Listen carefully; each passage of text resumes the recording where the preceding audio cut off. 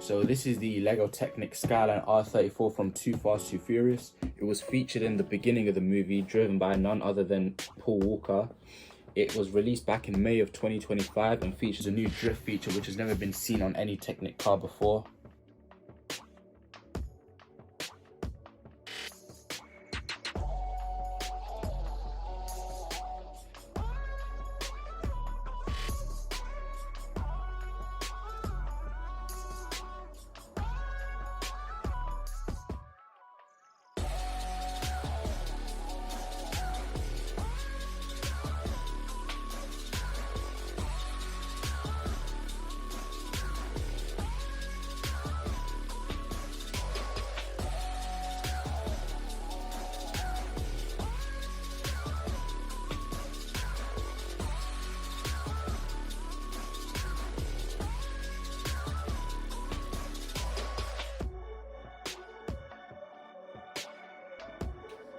So this is the finished product. As you can see, it came out looking pretty good.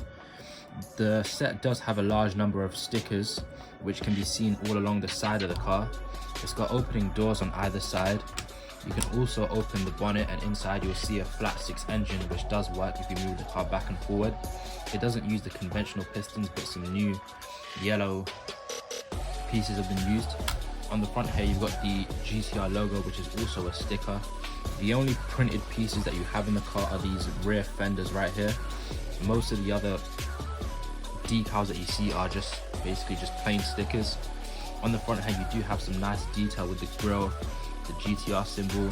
The lights are brick built and don't use stickers. If you come around the back here, you can see that the rear lights have been built using system elements, and you can see this nice piece here that's been used as the exhaust. The main feature of this car is the drift feature. So it has a lever here, which if you pull back, it will basically cause the car to lift up. And basically you've got these two balls that will lift out of the bottom of the car, and that basically allows the car to sort of mimic a drift, as you see in the Too Fast, Too Furious movie. It doesn't work too well on this surface, but if you're playing on a different surface, you will see that as you turn the rear of the car, the wheels move at the same time. And then if you want to obviously get rid of that, you'll basically just push the lever forward, and it'll basically cause the car to drop back down. On the interior you do have some nice detail, like you've got the nitrous tanks on the left here, and then you've got the stickers inside as well to basically mimic more detail. The doors also look pretty clean, and you've got these nice system built handles. Apart from that, the car does look pretty clean.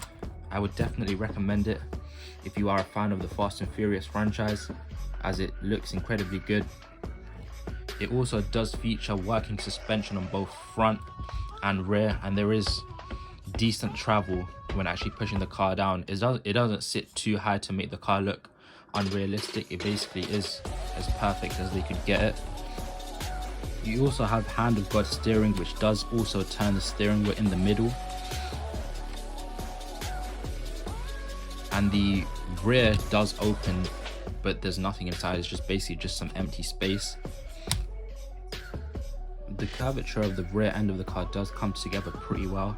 As you can see, these curved slope pieces do fit in and sort of angle off the rear end of the car pretty well. There is one piece here which does overhang, but apart from that, the rear end of the car does look pretty good. You've got the spoiler here as well, which can move around. I don't think it's intended to move around, but you can move it up and down. Also, the knob for the hand of God steering can be taken off if you wish to display the set as well, and you can just put it back in. For £130, I would recommend this set, as it is pretty unique. It's got its own unique features, such as the drifting of the car, which has never been seen on any Technic set before, and it does look pretty good as a display set.